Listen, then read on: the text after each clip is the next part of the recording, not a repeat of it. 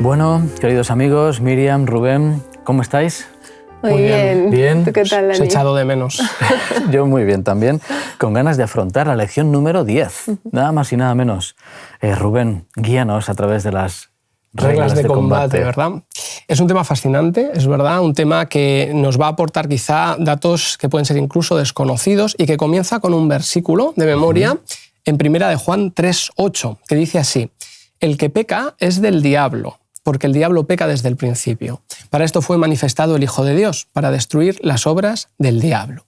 Yo no sé si nos puedes ilustrar de alguna manera hoy, Miriam, esto con algún objeto de los que nos traes. Bueno, me ha costado, pero os he traído una linterna, un frontal, para ilustrarnos que existen unas reglas de combate ¿entre quién? Entre el reino de las tinieblas y el reino de las luces.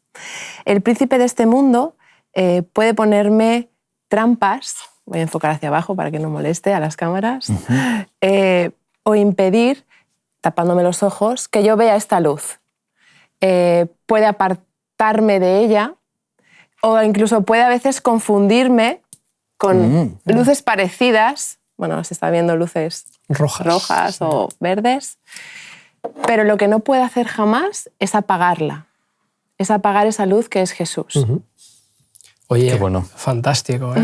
No era fácil y bueno, con nota.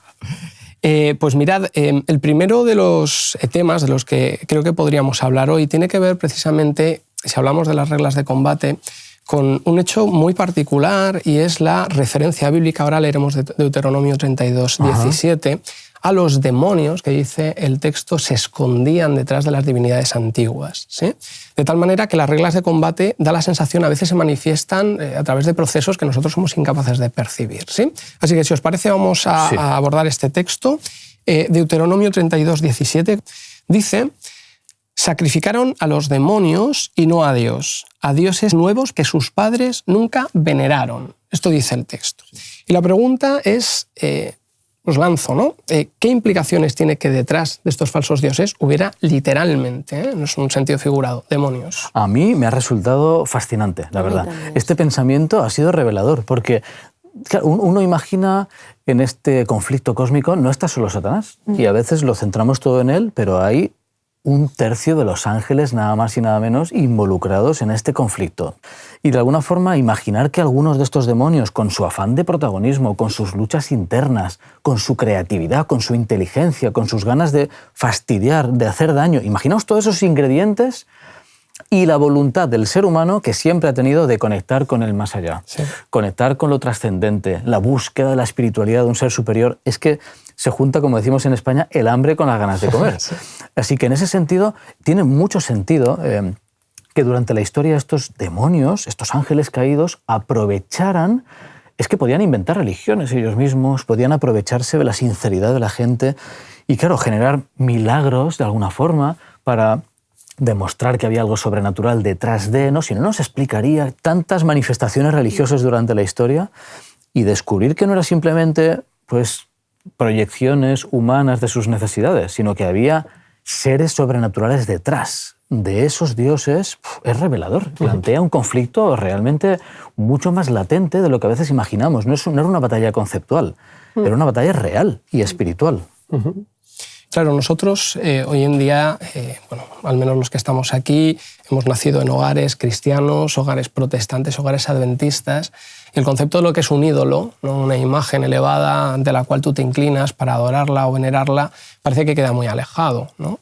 Sin embargo, este pasaje y también el de 1 Corintios 10:20, que es la referencia que hace Pablo, es una advertencia en el mismo sentido, a mí me ha hecho reflexionar sobre cómo puede haber hoy detrás de nuestros dioses modernos también actuación satánica, ¿sí?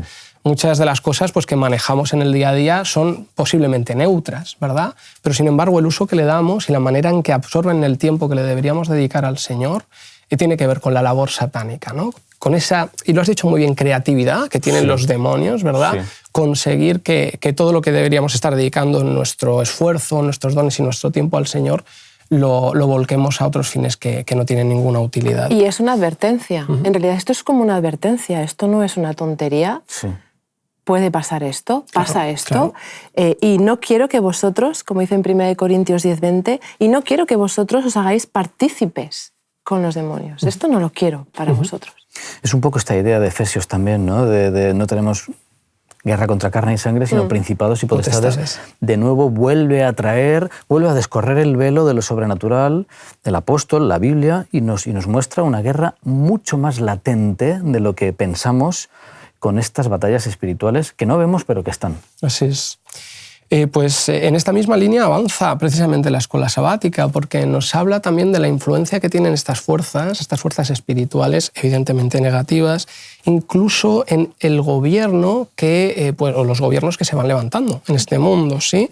Y bueno, hay una referencia que a mí me parece asombrosa en el texto de Daniel, en el capítulo 10, en los versículos 12 y 13, ¿sí? Que ahora leeremos, pero que así a bote pronto nos dice que hay un ángel que no parece poder cumplir con su misión en el tiempo en el que al Señor le hubiera gustado que la cumpliera, ¿no? Y yo me imagino, si esto hubiera pasado en otro contexto, ¿no? ¿Os imagináis a Abraham a punto de sacrificar a Isaac y que el ángel le hubiera llegado tarde, ¿no? ¿Cómo habría acabado el relato? Sin embargo, Daniel nos dice, esto sí que ha sucedido, ¿sí? Entonces os voy a invitar a buscarlo. Se encuentra, como os digo, en Daniel 10, versículos 12 y 13. ¿Quieres que lo leamos? Sí, por favor. Vale. Entonces me dijo, Daniel, no temas, porque desde el primer día que dispusiste tu corazón a entender y a humillarte en la presencia de tu Dios, fueron oídas tus palabras, y a causa de tus palabras yo he venido. Mas el príncipe del reino de Persia se me opuso durante 21 días. Pero Miguel, uno de los principales príncipes, vino para ayudarme y quedé allí con los reyes de Persia. Muy bien. Claro, ¿de qué manera se relaciona entonces el diablo con los poderes terrenales? ¿Qué creéis?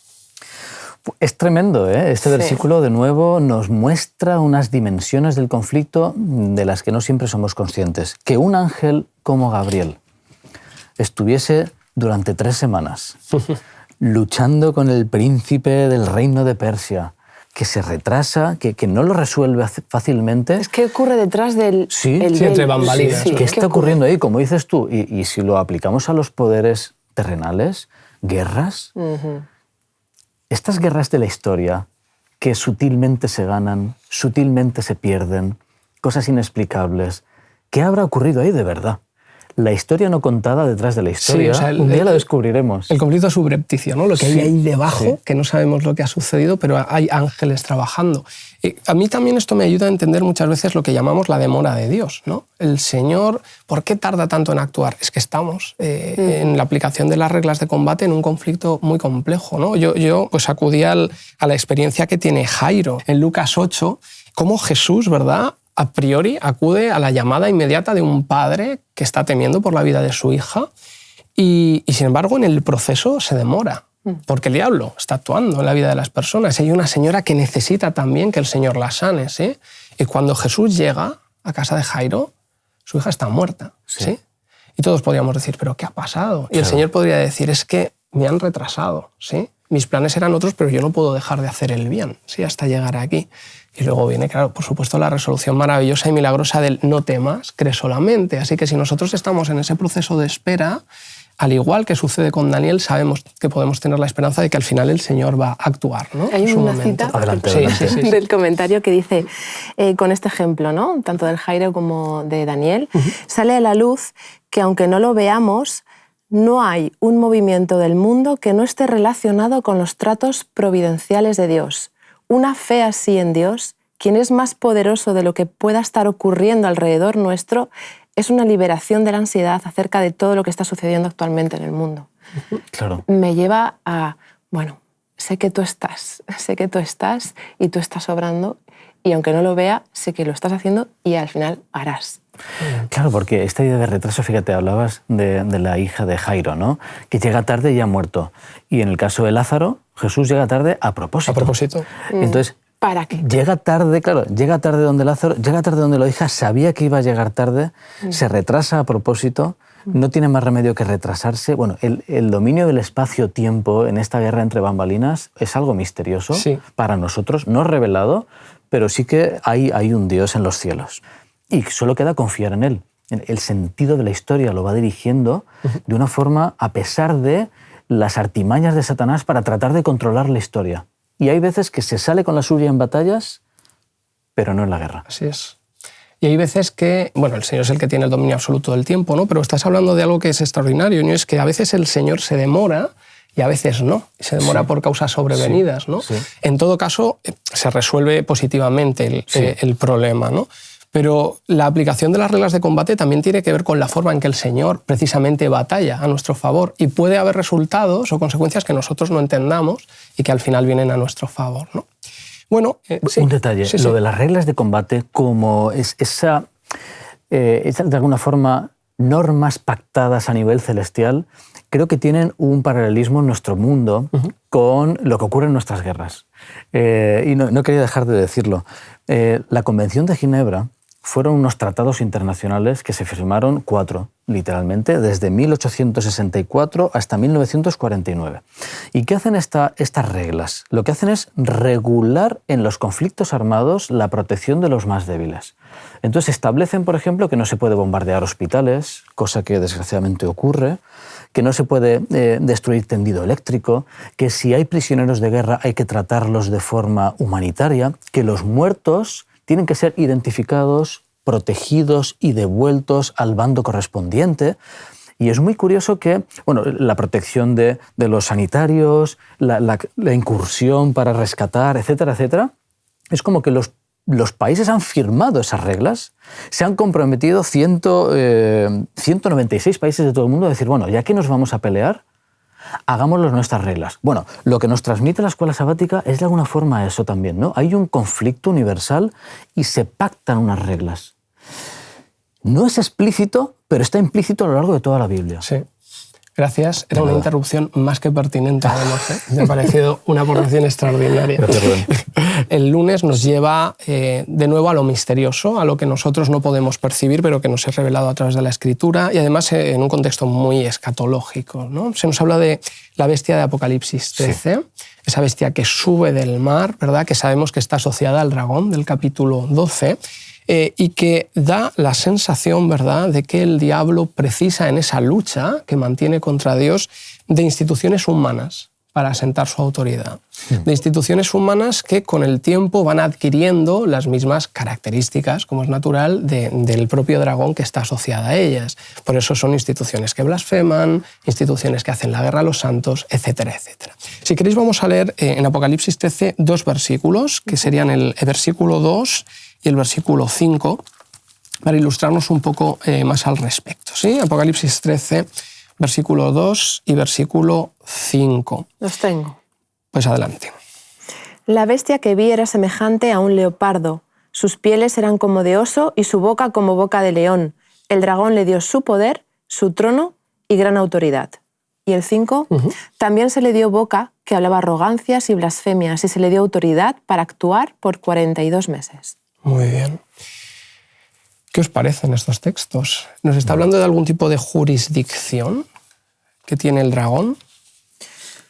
Bueno, el dragón, Satanás, en este caso, porque recordemos que Apocalipsis todo va por simbología, le da poder a la bestia, es decir, a un poder religioso político terrenal, y este poder es la Roma papal. Pretende para establecer su templo en la tierra, desviando así la atención del pueblo del verdadero santuario en el cielo, el verdadero tabernáculo donde Jesús ministra como sumo sacerdote. Procura echar por tierra la obra de ese santuario. Y del versículo 5 se le permitió hablar arrogancias y blasfemias. ¿Blasfemia contra quién? Contra Dios, contra su carácter. Hace guerra contra los santos. Se le otorga el poder de perdonar pecados y da una autoridad y virtud, en este caso, a la Virgen María, porque la Roma papal se le da esa virtud a la Virgen María, que solo le pertenece a Cristo. Va de lleno a atacar al carácter de Dios, al santuario, y le da autoridad a alguien que no la tiene. Sí. Y lo curioso del episodio es, efectivamente, que es como que Satanás, él mismo no puede ser presidente de un gobierno. No puede dar discursos políticos, no puede guiar la historia de forma explícita, entonces necesita instrumentos humanos, necesita poder político, esa bestia, ¿no? Que en la Biblia siempre es el poder político, que es usurpado, y esa mezcla entre el poder político y religioso es tremendo, ¿no? Pero sí que se ve esa realidad de que necesita dominios, necesita imperios, necesita gobiernos, y cuando se le dan, los usa. Y ahí es el dragón el que va tramando la historia y enfrentándose a un poder religioso. Sí, trascendiendo lo que sería el conflicto meramente espiritual y lo lleva a lo terrenal. A lo terrenal. ¿No? Claro, esto me hace pensar si quizás el diablo no está jugando con cierta ventaja respecto de Dios. Es decir, si tiene una serie de metodologías o de instrumentos o armas a su favor que el Señor nunca va a utilizar. ¿Qué crees, Dani? Claro, yo creo que sí. Hemos visto en alguna otra escuela sabática, ¿no?, esta realidad de que Satanás, el padre de la mentira, él puede mentir, puede traicionar, puede falsificar, puede imitar, puede torturar, puede coaccionar, va tirando la piedra y escondiendo la mano, va imitando a Dios, va distorsionando, va degradando, mientras que Dios solo tiene un instrumento, la verdad. Dios solo puede transmitir la verdad. Y es lo único que hace, verdad y amor, verdad y amor. En ese sentido, claro, podríamos hablar de una ventaja en las malas artes de la guerra, ¿no?, que Satanás va utilizando, y Dios avanza lentamente durante la historia solo con la verdad. Claro, de ahí el factor tiempo del que hemos hablado tanto, claro, ¿verdad? Claro. El paso del tiempo es inevitable, es necesario. Nosotros no lo entendemos bien, pero el Señor sabe que es lo único que al final puede desenmascarar. Claro, ¿verdad? Porque fijaos, a nivel humano también, una mentira o una acusación destruye la reputación de una persona. Sí. En un instante. ¿Cuánto tarda en recuperarse eso? Sí. ¿Cómo puedes demostrar que lo que te he dicho, verdad, es falso? Esto es, en eso estamos. Así es. Claro, yo aquí también reflexiono un poco sobre la propia Iglesia cristiana. Es verdad que el diablo se usa de autoridades que son humanas, que son finalmente malévolas, porque los seres humanos estamos contaminados, y sin ser necesario que Dios, teniendo una autoridad intrínseca en sí mismo, ¿sí?, ejercite su autoridad a través de nada. Sin embargo, sí que es verdad que la Iglesia surge como una contraparte más que interesante en relación a esas competencias humanas que trabajan junto con el diablo, ¿sí? Esa es la responsabilidad también del cristiano. Es decir, si se mimetiza Satanás con aquellas entidades y con aquellas personas que le sirven, nosotros también deberíamos mimetizarnos con Dios en el cumplimiento de su plan para con los demás, ¿no? Y al final los frutos que produce la Iglesia, ¿verdad?, deberían ser contrapuestos a los que está generando, pues, esa bestia, que ya sabemos que es una institución, y luego hay otra después que sale de la tierra, etcétera, etcétera, ¿sí? Así que dentro de esas reglas, y aún con ciertas ventajas momentáneas que el diablo tiene, el Señor está jugando su baza, ¿verdad?, y lo está haciendo con suma inteligencia y además con suma paciencia.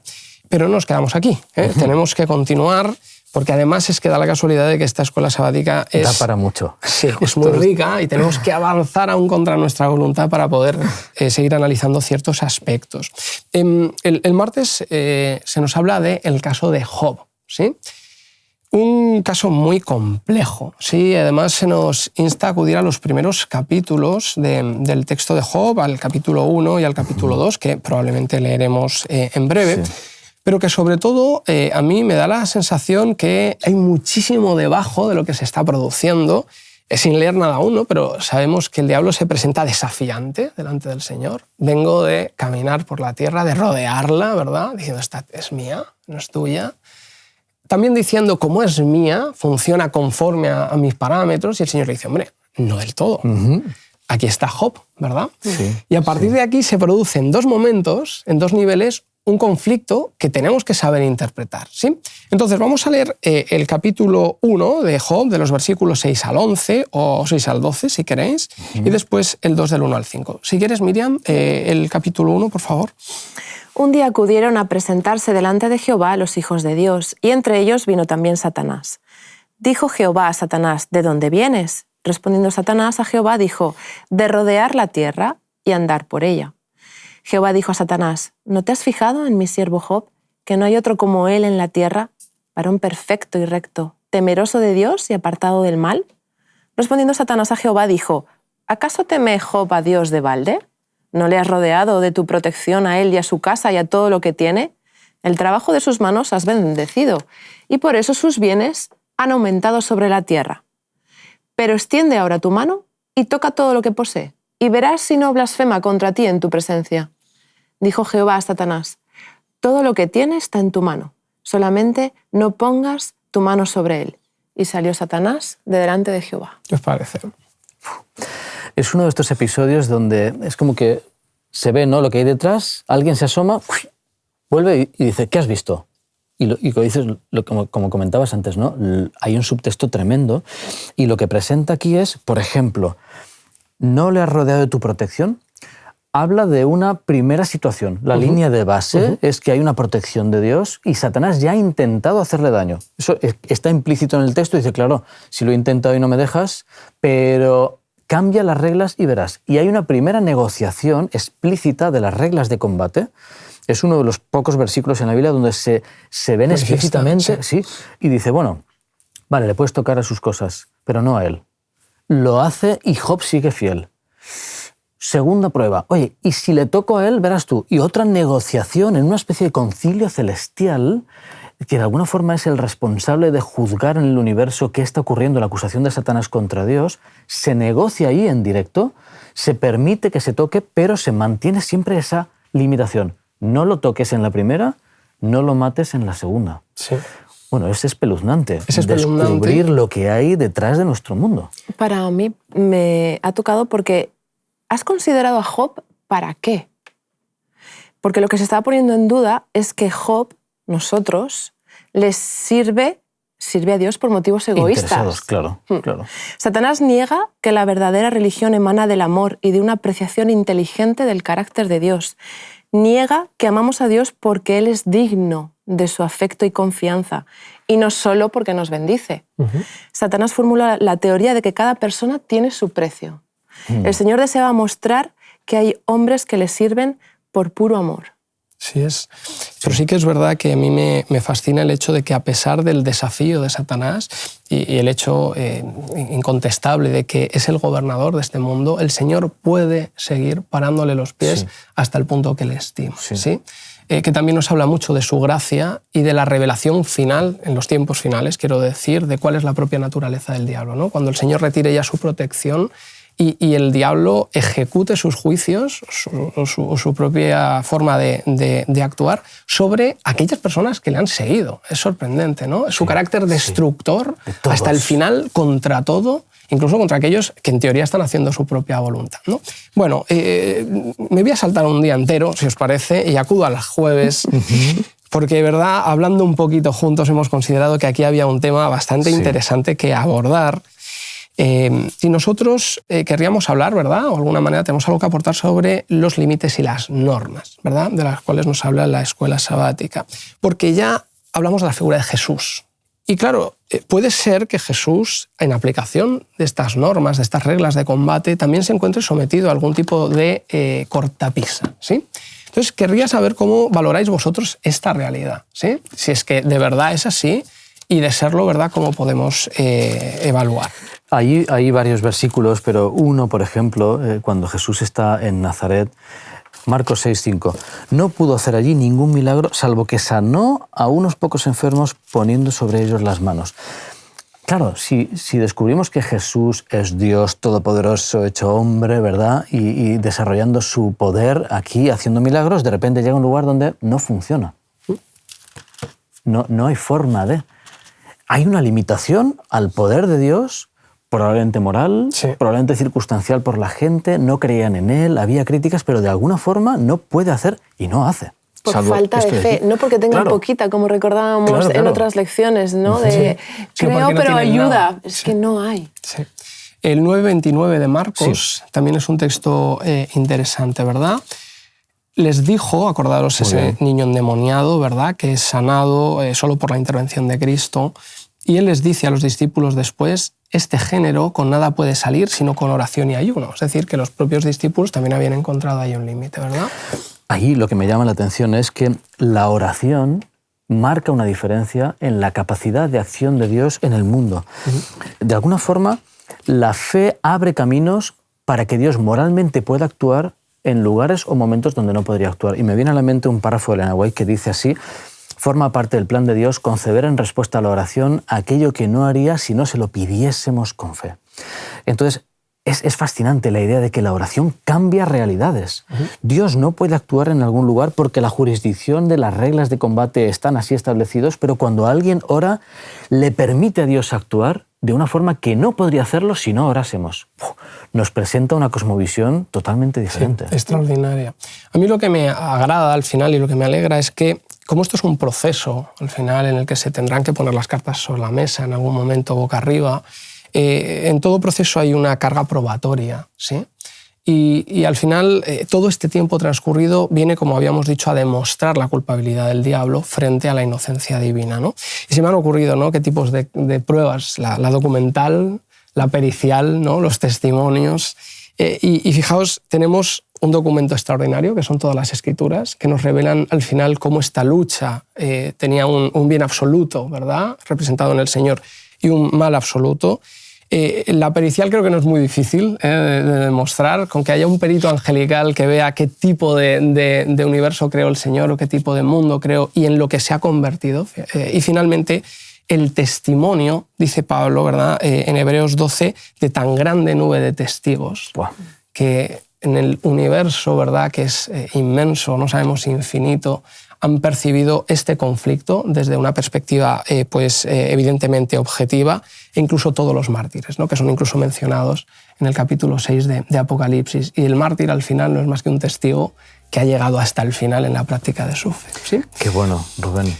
Muchísimas gracias. A vosotros. Qué tema fascinante. Bueno, pues compañeros, hasta aquí hemos llegado. Hasta aquí hemos llegado. Bien. Que el Señor os bendiga. Igualmente. Te invitamos a tener una experiencia más allá del sábado, convirtiendo tu unidad de acción en una iglesia hogar en donde la Biblia, la oración intercesora, la fraternidad y la testificación sean vuestro estilo de vida. Así experimentaremos un poder renovador en la iglesia y en el cumplimiento de la misión.